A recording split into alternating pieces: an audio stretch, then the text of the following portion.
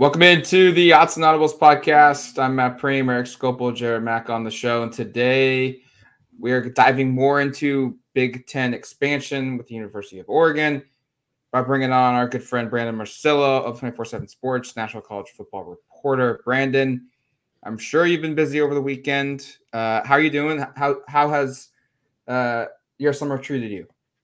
It's been good. This is when it comes to this realignment stuff, it just seems like what should have happened a year ago last summer seemed to all be compounded to about a 48-hour period this year. Yep. That kind of segues perfectly into my first question. Like the last 48 hours of that, overall realignment, that Thursday to Friday to Saturday. Can you kind of break down what happened? You were on top of it so well during the entire process. Just the 48 hours where there was a point where maybe Oregon and Washington were staying in the Pac-12 to then an hour later they were basically signing up for the Big Ten. Just kind of break us down what happened there.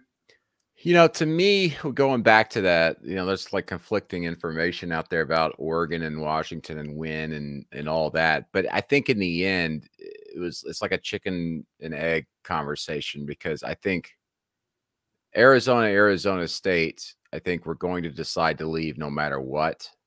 And if that were to happen then beforehand or whatever, I think Oregon and Washington would have had no choice. I think Oregon and Washington really had no choice to begin with. But anyway, go back to let me get my days right. All right. So Tuesday, we're all hearing that Arizona is leaving. It looks like that's going to happen. And then Wednesday, it becomes, all right, is Arizona State going to join them? And we had been reporting for a couple of weeks that Arizona State weren't necessarily tied to the hip, but the Board of Regents, which those two schools share, they have the same governing body. Right. They had discussed, hey, we want to keep the two schools together. They've been saying that for the better part of a year behind closed doors. So they were prepared for this. But if Arizona really wanted to leave, which is what they were wanting to do, the Board of Regents was not going to stand in their way. Arizona State was not going to stand in their way.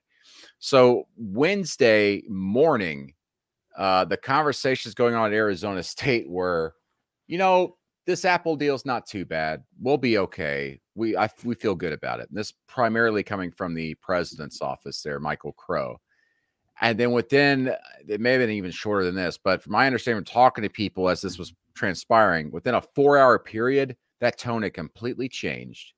And they had decided, okay, we need to have a board meeting with our colleagues at Arizona, and we need to have both our ADs there, our presidents there, and all sit down and discuss how we need to move forward and what does this look like if we were both to go, and how do we handle this. And so by Wednesday at 1 or 2 o'clock local time there, they were talking about this, putting this board meeting together, and sure enough, by law, they're required to let everybody know within 24 hours that we are having a board meeting. And right before 6 o'clock local time, they say we're having a board meeting tomorrow at 6 o'clock. And at that point, the writing was on the wall that Arizona State were going to leave together. And so I think that's when everything really kind of sped up, for my understanding, from that Oregon and Washington were very much in discussions with the Big Ten at this point. I was shocked, honestly, and I never reported any of this, but I was shocked, honestly. Everybody's got different sources, right? And the thing is, like not to be an ombudsman here, because I'm by no means anybody to judge anything. I'm not judging sources by any stretch of imagination, but every source, including mine, everywhere, they have their own motivations, their own viewpoint on the world, their own views on what's going on. Some people are too close to the sun, so to speak. Some people are too close to the program that they are involved with, the conference, whatever. But when that stuff started leaking, that all of a sudden, oh, wait, Oregon and Washington, it seems like everybody's on board now. Everybody's going to sign. Arizona and Arizona State were not on board going into that meeting. So I did not understand where that storyline came from. And as others were reporting that, I steer clear of it, because I was not hearing anything like that from my sources. And it had me freaking out personally as a reporter, because I'm going, is someone BSing me? Am I being BS'd here? Am I being strung along? Did someone get too caught up in this drama and just wanted to make some drama? But anyway, it all, I say worked out, but it all ended up happening the way I think a lot of us expected it to happen. And as I said, it seemed like this was all supposed to happen a year ago, but credit or discredit, if you want, to the commissioner of Pac-12 for stringing everybody along during these quote unquote negotiations to a point where he literally just said, okay, finally in the 11th hour, I got to show you what we've got. And he legit has like nothing. It's incredible that they could not get a deal better than $23 million on average per team per year with every single football game on streaming. That's insane in this climate, even with it struggling right now. That's insane. Brandon, you just kind of outlined the thing I wanted to talk about a little bit, but a year ago, as you said, a lot of this wheels are put into motion, and now we're kind of seeing it all come to a head. Was there ever a chance in your mind that the Pac-12 could survive after USC and UCLA left last year? And maybe was there a turning point for you wherever it felt like there's the inflection point where it's gone, it's not coming back? I thought, to be quite honest, George did a very good job there early on going, okay, we're going to market. We're opening up this negotiation window. We got to get this done. We got to try and jump ahead of everybody. We need to jump ahead of the Big 12. And then to me, the inflection point was when the Big 12 secured their deal in late October last year, and the Pac-12 was sitting around still not working on theirs.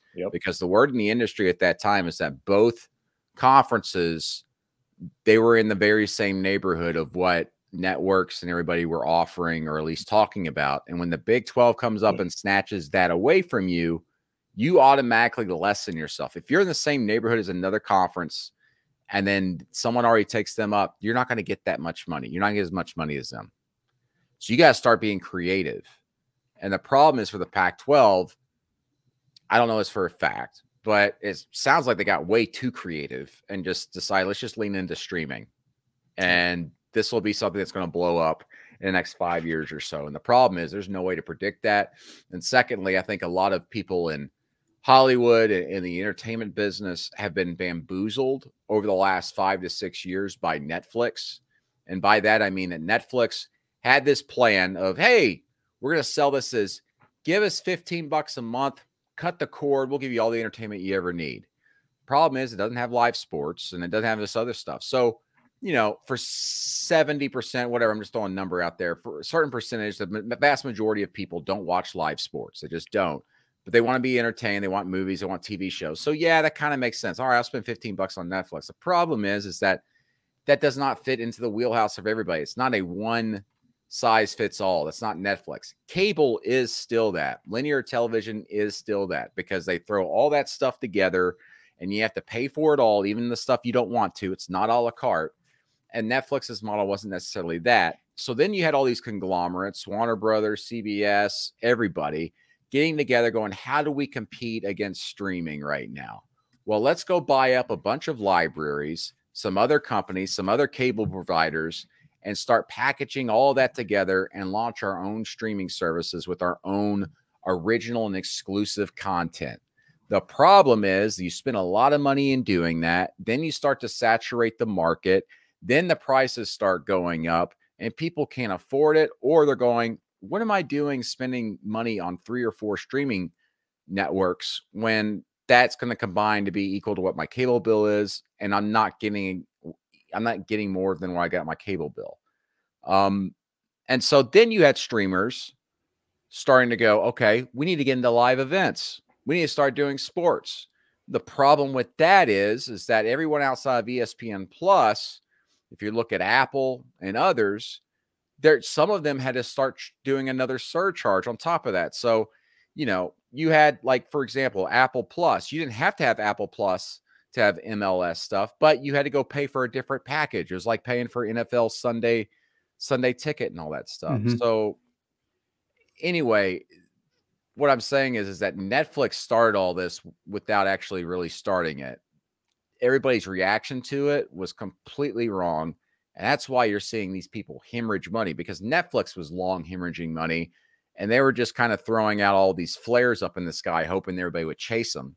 And that's exactly what these networks did. And the fact that the Pac-12 thought, hey, let's get into streaming. That was something like 3 years ago, 4 years ago, you'd be like, that's an interesting prospect.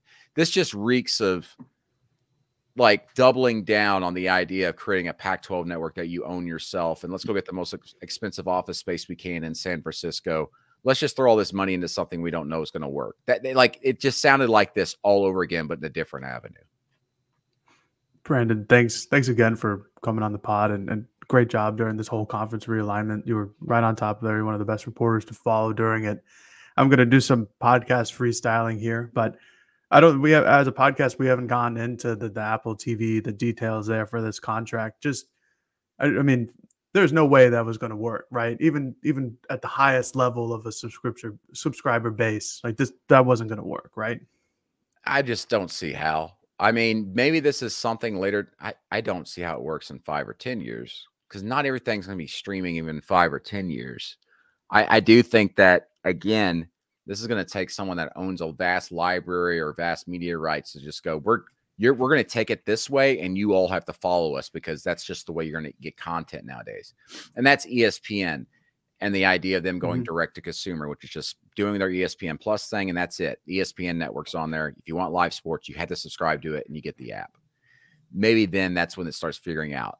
It starts going that way. And maybe the Pac-12 network could have ended up being that in 3 or 4 or 5 years. The problem is that the Pac-12 deal, by reports, is 5 years, right? They could have gotten out of it within 2, which obviously means Apple probably could have gotten out of it as well. So where does that leave the Pac-12 overall again? And when you're talking about leaning into subscriber numbers, as we've seen, that's been difficult for the Pac-12 to even deal with the Pac-12 network itself. And for that matter, I think any conference outside of maybe the Big Ten or maybe the SEC as well would struggle with being able to properly supplement these other programs based off the subscriber numbers. Right. And also what kind of price are we assigning to that? Because MLS is not astronomically expensive. I think like they actually do a season package, and then you want a year-long package. It's like $60 or something like that, which, doesn't sound too bad. But if you're sitting there just as an average college football fan, you're going, I'm bored at 9:30 at night because there's no good games on, but I know there's Pac-12 After Dark. And you go, but I probably only watch 3 games a year. I'm not paying $60 for that. I'll just go to bed. That's just I would love to have been able to sit in just one meeting of like between Apple and the Pac-12 when they're selling, for that matter, each other on all this, because none of it makes much sense. The demise of the Pac-12, who's to blame? Some people say it's when USC and UCLA left. Others say it's Colorado putting the knife in when they left a couple weeks ago. Now it's Oregon and Washington. Is it all of them? Is it Gary Scott? Is it Clivecoff? Like who are we? How did we get here? Who do we put the blame on for this failure of a conference for something that 5 years ago, 3 years ago? I don't think anyone ever thought like the Pac-12 was gone. It's not going to be here anymore. And now, the 4 that are remaining are trying to save it, but it's not going to be what we knew of the Pac-12, Pac-10. It's what sucks. I mean, the whole thing sucks. Yes. But like, it just seems like every moment that there was a point where you had to make a big decision as a conference, whatever, they made the wrong decision or just a confounding one, and you scratch your head. Little things to big things. We can go back to the Pac-12 network and deciding to launch that thing and the DirecTV stuff, and then going to large office space that you don't really need and hiring all these people, going through a regional, trying to make it more of a regional network by school. And then, go back to 2020 when we're dealing with the pandemic and the Pac-12 is following the Big Ten's lead. And it seems like everybody's just going, well, Pac-12 is going to do whatever they do. And it was, let's go ahead and cancel the football season. Meanwhile, you had others going, we're probably still going to play something. But if you really want to say when the death nail was starting to be hammered in, for the Pac-12, it's when the SEC got OU and Texas right out from everybody's nose, and no one had any idea about it. Because then that sparked Kevin Warren, the Big Ten, to go, hey, we need to swing our bat around a little bit. And Kevin Warren, as he's made very clear, right now, had no desire to stay in college sports. And so he was just looking to build up his resume, show I can get business deals done, make more money for a conference, and then he was going to go back to the NFL. And in the Big Ten, he did that. He went and got USC and UCLA, which just does not fit the Big Ten footprint at all, but he got it done. He hammered that through, and that was just the second swing of the hammer on that nail to me. But I think it really, the end day started when the SEC made that huge move, because that was, no one was expecting that. That wasn't really leaking all that much.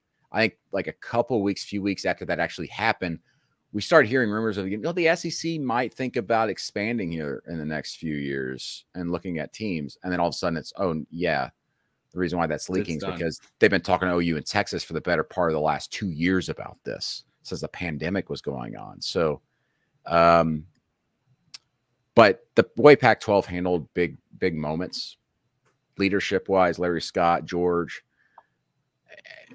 but we like to point the finger at the commissioners, but they answer to the presidents and chancellors. Yeah.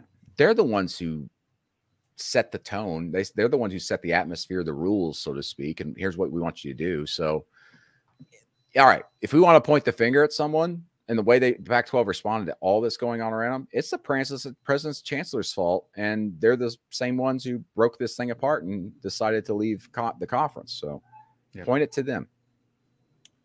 Let's talk about what the Big Ten can be now. 18 schools, some really big brands, both coasts. What excites you most about this conference? Just football on Saturdays. I'm interested to see what the scheduling's like. I'm interested to see if they do divisions again.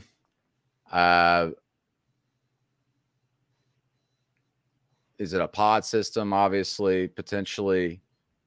I'm excited to see more games like Oregon, Ohio State, like we got to see a couple of years ago. That was a gigantic game that, I think surprised a lot of us with just how much Oregon pushed Ohio State around.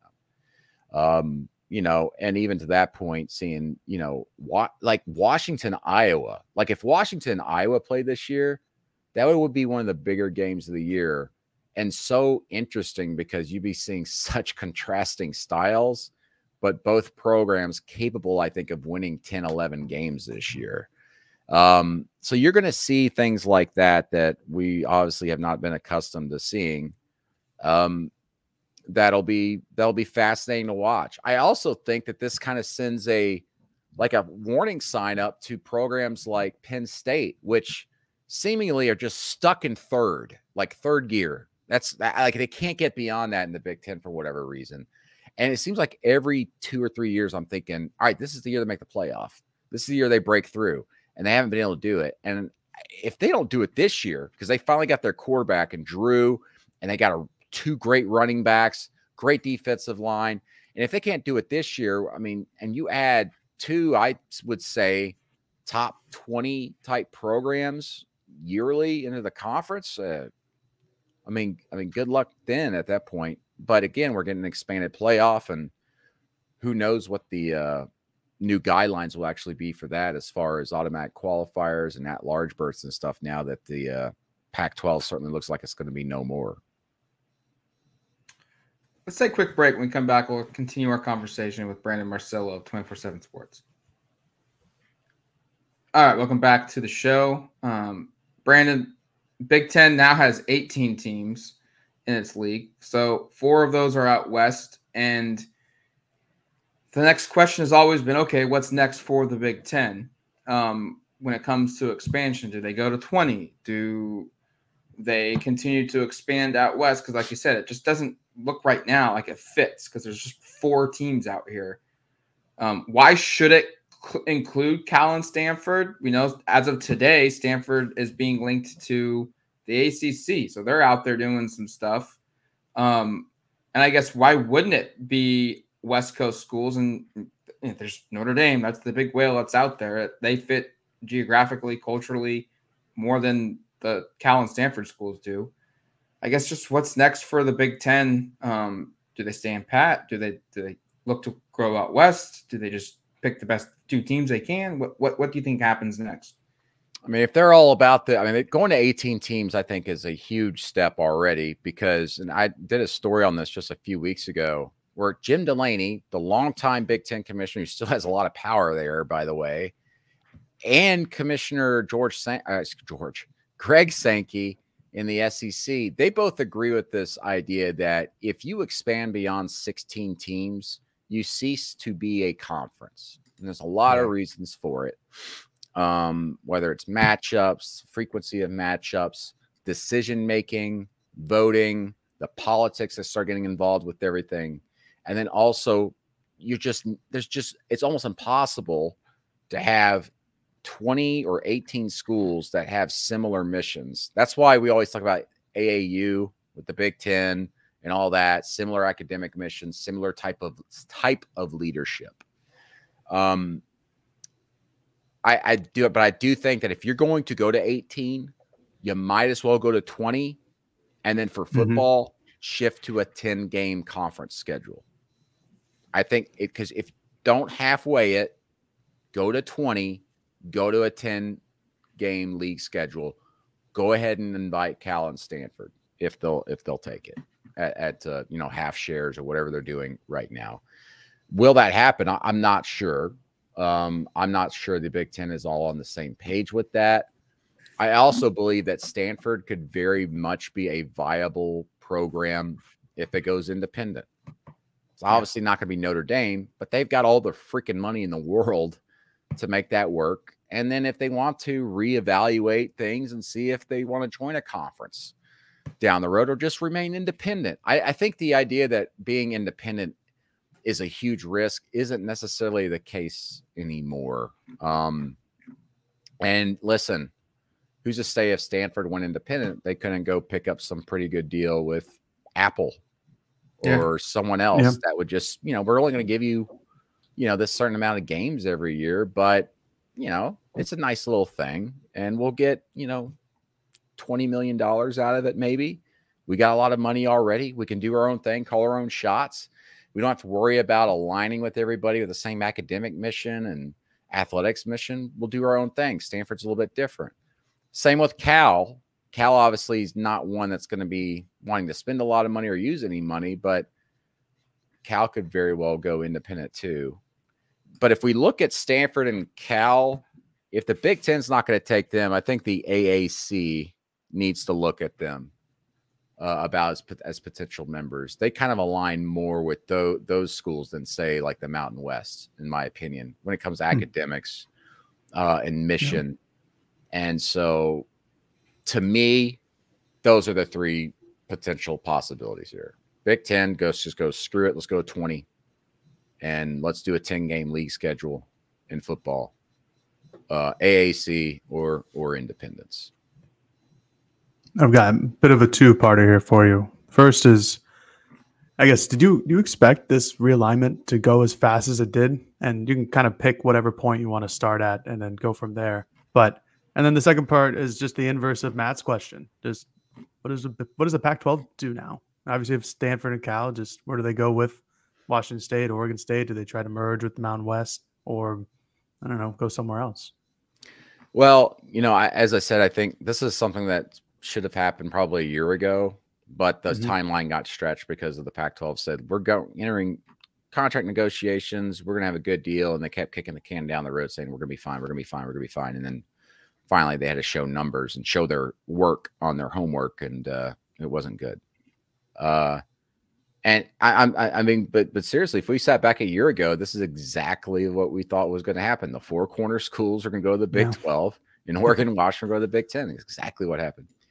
I think the future, this is what sucks. It's like, and this is a money thing too. Cal and Stanford are in a better spot than Oregon State and Washington State as far as prospects. And what should the Pac-12 do? We talk about them adding teams. I mean, I'm not a businessman, but how the hell does that make sense? Like the Mountain West schools, as we saw with San Diego State, they'd have to pay a $34 million buyout to leave, to go to the Pac-12, right? So then you would have to do a merger of some sort.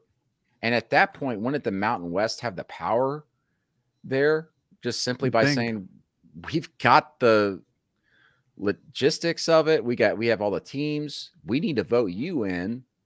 Why?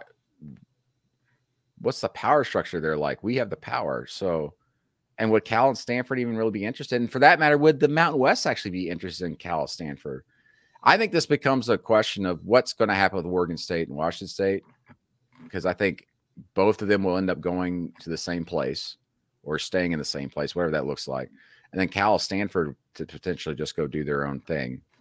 But the schools I really worry about are Oregon State and Washington State, because they don't have many options, guys. I think it's Mountain West, and that's it to me. I mean, Big 12 has no interest in them. Yeah, so I think it's Mountain West or bust for them. It sucks. I'm actually writing a story today, just so happened, on Oregon State and how they've got the best freaking offensive line in the Pac-12 and how that gives them a chance to win 10 or 11 games this year. I mean, they're one of 5 teams in the Pac-12 in the top 25 preseason coaches poll this year, and 4 of them are leaving the conference. I mean, it's just so strange, and it sucks for the sport. It sucks for all sports, but especially sucks for college football. It's going to really hurt the West Coast. Yeah. I mean, I think all of us would agree that we would want the leagues to be as they were as we've grown up. But when you're presented the deals that Oregon was presented, they had to do what was best, their best interest, to survive. And it's going to come at a very costly point, which goes into, I guess, my last question is, we're seeing bigger brands consolidate into fewer conferences.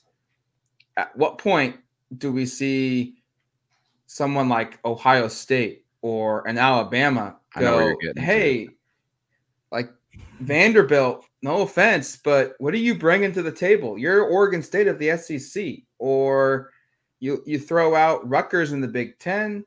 There are schools that they're in the SEC or they're in the Big Ten because they've been there from the beginning, just like what Oregon State and Washington State were in the Pac-12. When do we start seeing some of these bigger brands now in the 2 bigger conferences go, hey, like we shouldn't be equal to these schools, or they shouldn't be flat out in our league? Like we saw with that report by Brett McMurphy today, where there was a Pac-12 president that called a Big 12 president and said, hey, can you take all of us except for Oregon State and Washington State? Because they don't bring anything to the table from a market standpoint. As you said, like multiple times, TV markets are driving this whole thing.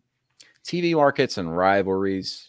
But I think we're starting to see, we've been seeing the parallels to this happening.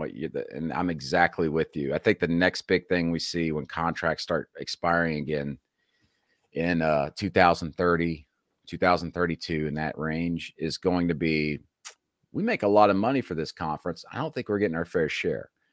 And we're seeing that already through this own realignment, because Oregon's not partnering with Oregon State over the last year trying to get the Big Ten. They're partnering with Washington. Arizona and Arizona State partnered, and that just seems like, oh, that's a good thing to do because they're in state. But it's because that's what made most business sense for both of them. It was all business. It's not necessarily, oh, let's protect our brothers. And look at the ACC right now. Florida State and Clemson are demanding and wanting more money, or else. Their threats are primarily empty seemingly right now, because their grant of rights goes through 2036, and everybody says it's ironclad. We'll see. But Florida State's already throwing around, we want more money than anybody else in this conference, including Clemson. And if you don't think we're serious about busting this grant of rights, which I've had people in the industry tell me could end up costing a school $500 million if they were to do it right now, instead of the $120 million that's actually being reported. They're going out and going into private equity, trying to get like an investor of some sort so they can borrow against themselves in the future so they can get the money to be able to exit the ACC sooner rather than later. And you don't think, I had someone tell me this, like the tag that was always put on Texas is that they were always went into every meeting in the Big 12 and in the past, the Southwest Conference. And they were like, we run this thing, we get what we want, right? Like, how many years are they going to be in the SEC? They're going to be sitting there going, all right, we've seen the TV ratings the last 2 or 3 years. Alabama and us are the ones that draw, the most eyes. And the TV deal is what pays us. So why aren't we getting more money? And how long does it take before leaders and boosters and stuff start filtering that up to the president and AD there, and they end up entering a meeting room one day or SEC spring meetings go, we have this idea. We get 15% more than everybody else at this table. And then all of a sudden you have cracked the door open to the possibility of them going, well, no one's agreeing to an uneven revenue distribution. Our contract expires in 2032 or whatever. We don't need Vanderbilt. Vanderbilt's not picking up their weight. So Vanderbilt, your TV ratings need to go up in the next 2 years, or much like a television program, we're going to cancel you. We're not giving you a renewal for the next season. And they throw them out. I do think I'm with you, man. I'm with you. I think that's the next thing to watch. And also these programs and maybe even conferences getting involved with private equity and doing that type of stuff to raise money. It's going to be fascinating. Not going to be great, but it's going to be fascinating to watch transpire, because also at some point in the near future, guys, student athletes are probably going to end up being employees of these schools and conferences. Sure. And for years, the grift has been, well, we make all this money, but we're spending it all on the athletes. No, you're spending it all so you don't have anything to give to the athletes, so that you're not taking to court and going, well, you're saving all this money for yourselves. No, we just spend it all because we have to spend it all. We have to do it. I mean, it's operational budget. Yeah. No, they've been spending it. So at the end of the year, they got $0 on that bank balance and could go, see, there's nothing left for the players, even if we wanted to do it. That day of reckoning is coming too. So get ready. Sounds like really fun stuff. Looking forward to it. To say that sarcastically, I know you're right. It sucks, man. It does. Kickoff please give me kickoff. Just like give me the season. Let's get to the season. Let's talk about kind of, I kind of want to go back to what I talked about earlier, which was just kind of what this Big Ten will look like. And Oregon, Washington, USC, UCLA, all proud fan bases. All these schools have been successful in the recent history. Obviously, a lot of them have had really, really successful seasons decades ago or more recently. So what do you think of these brands entering the Big Ten? How do they stack up in your mind? I know we're looking at 24, so there's a little bit of time here, but where would you place them, I guess, if you were hypothetically to do something like that? I want to take offense to this because Big Ten's such a big conference now, and I think the strongest conference now. I would say Oregon and Washington are probably, they are upper half, but I don't know if they're fourth or fifth in the conference. I don't know. As far as brand power and consistency, I do think that we're, overall in the Big Ten, we're about to see some programs go up and down. And from that standpoint, I mean, like Iowa, I think is about to, like the brakes are about to fall off that thing. Because they win 9 or 10 games in spite of themselves. And the Kirk Ferentz era is going to be nearing an end, if not going to come to an end. They just changed over pretty much the entire administration there here in the last couple of months. I think those days are about to end there at Iowa. So then that opens things up potentially for someone else. I think Purdue's going to struggle a little bit listen, Purdue's Purdue, but they had been winning 8 games a year. But that opens things up. Indiana's gone back on hard times. The top half of the conference is very difficult. And I think that right now, Oregon and Washington are in that space like Wisconsin has been in and is still fighting to be in as that like 4th team or 5th team. Because I think no matter what, Ohio State and Michigan, they're always going to be top dogs. They got the money. They have the tradition there. They have the resources. They have the recruiting bed. But Oregon and Washington very well could be those 4th and 5th. And then also, how does the recruiting in the West Coast footprint evolve? Is it going to evolve at all? Because I thought it would with USC going to the Big Ten alone with UCLA. But now that Oregon's joining them, their biggest threat, I think, in LA and the South California.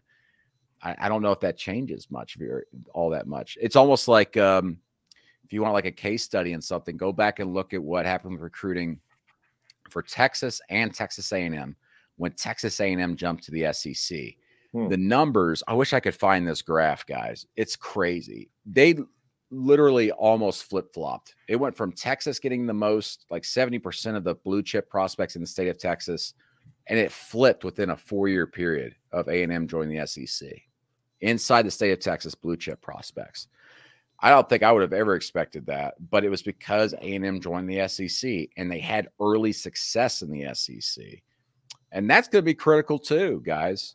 Which of these 4 programs joining the Big Ten from out west has the early success in those first 2 or 3 years? Because Texas A&M was able to do that in the SEC, and it helped them recruiting. Who's that school? I think USC is best built for that in this transfer portal era right now, but Oregon's right up there too. And I think Oregon's kind of, as you guys know, they're taking that path of, much like Bama and Georgia, which Dan Lanning obviously has been a part of get high school talent, big guys in the trenches, and we develop them and keep them on campus so that we have something that's more sustainable and consistent rather than have to lead on the portal like, USC's having to do right now. I've got one on the fly question real quick. I mentioned this to you in Vegas when we were both there for the Pac-12 Media Day. The last one, by the way, I don't know if that's ever hit us yet. Like, yeah, it has. I said everything's going to transfer to Vegas. All the championships, all the bowl stuff. The Big Ten plays their championship games, feels like every year or every other year, at least in Indianapolis. The Big Ten tournament for basketball regularly there, and then it like rotates with another spot every other year or something like that.